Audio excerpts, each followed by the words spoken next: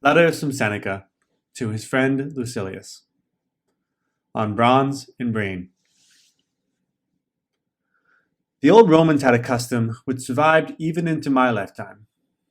They would add to the opening words of a letter, "If you are well, it is well. I also am well." Persons like ourselves would do well to say, "If you are studying philosophy, it is well," for this is just what being well means. Without philosophy, the mind is sickly and the body, too, though it may be powerful, is strong only as that of a madman or a lunatic is strong. This, then, is the sort of health you should primarily cultivate. The other kind of health comes second and will involve little effort. If you wish to be well physically, it is indeed foolish, my dear Lucilius, and very unsuitable for a cultivated man, to work hard over developing the muscles and broadening the shoulders and strengthening the lungs. For although your heavy feeding produces good results and your sinews grow solid, you can never be a match, either in strength or in weight, for a first-class bull. Besides, by overloading the body with food, you strangle the soul and render it less active. Accordingly, limit the flesh as much as possible and allow free play to the spirit. Many inconveniences beset those who devote themselves to such pursuits. In the first place, they have their exercises at which they must work and waste their life force and render it less fit to be a bare strain or the severer studies. Second, their keen edge is dulled by heavy eating. Besides, they must take orders from slaves of the vilest stamp, men who alternate between the oil flask and the flagon, whose day passes satisfactorily if they have got up a good perspiration and quaffed. To make good what they have lost in sweat, huge draughts of liquor, which will sink deeper because of their fasting. Drinking and sweating. It's the life of a dyspeptic. Now, there are short and simple exercises which tire the body rapidly, and so save our time, and time is something of which we ought to keep strict account. These exercises are running, brandishing weights, and jumping. High jumping or broad jumping, or the kind which I may call the priest dance, or in slighting terms, the clothes cleaner's jump. Select for practice any of one of these, and you will find it plain and easy. But whatever you do, come back soon from body to mind. The mind must be exercised both day and night, for it is nourished by moderate labor. And this form of exercise need not be hampered by cold or hot weather, or even by old age. Cultivate that good which improves with the years. Of course, I do not command you to always be bending over your books and your writing materials. The mind must have a change, but a change of such a kind that is not unnerved, but merely unbent. Writing in a litter shakes up the body and does not interfere with study.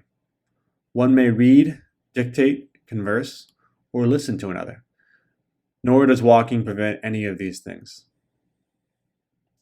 You need not scorn voice culture, for I forbid you to practice raising and lowering your voice by scales and specific intonations. What if you should next propose to take lessons in walking? If you consult the sort of person whom starvation has taught new tricks, you will have someone to regulate your steps, watch every mouthful as you eat, and go to such lengths as you yourself, by enduring him and believing in him, have encouraged his effrontery to go. What then, you will ask, is my voice to begin at the outset with shouting and straining the lungs to the utmost? No. The natural thing is that it be aroused to such a pitch by easy stages, just as persons who are wrangling begin with ordinary conversational tones and then pass to shouting at the tops of their lungs. No speaker cries, "Help me, citizens," at the outset of his speech. Therefore, whenever your spirit's impulse prompts you, raise a hubbub, now in louder, now in milder tones, according as your voice, as well as your spirit, so suggests to you when you are moved to such a performance. Then let your voice, when you rein it in and call it back to earth, come down gently and not collapse. It should trail off in tones halfway between high and low, and should not abruptly drop from its ravings in the uncouth manner of countrymen. For our purpose is not to give the voice exercise, but to make it give us exercise. You see, I have relieved you of no slight bother, and I shall throw in a little complimentary present. It is Greek, too. Here is the proverb. It is an excellent one.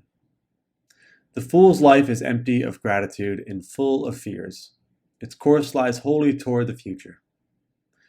Who uttered these words, you say? The same writer whom I mentioned before. What sort of life do you think is meant by the fool's life? That of Baba and Isaiah? No.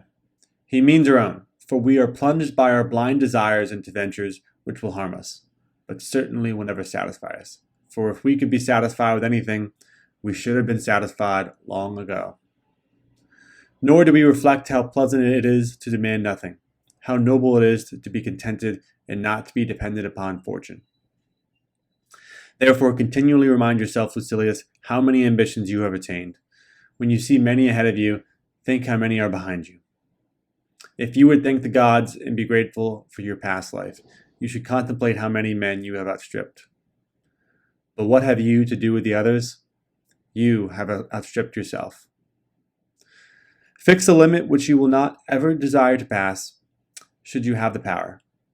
At last, then, away with all these treacherous goods. They look better to those who hope for them than those who have attained them. If there were anything substantial in them, they would sooner or later satisfy you. As it is, they merely rouse the drinker's thirst. Away with fripperies which only serve for show. As to what the future's uncertain lot has in store, why should I demand of fortune that she give rather than demand of myself that I should not crave? And why should I crave? Shall I heap up my winnings and forget the man's lot is unsubstantial? For what end should I toil? Lo, today is the last, if not, it is near the last. Farewell.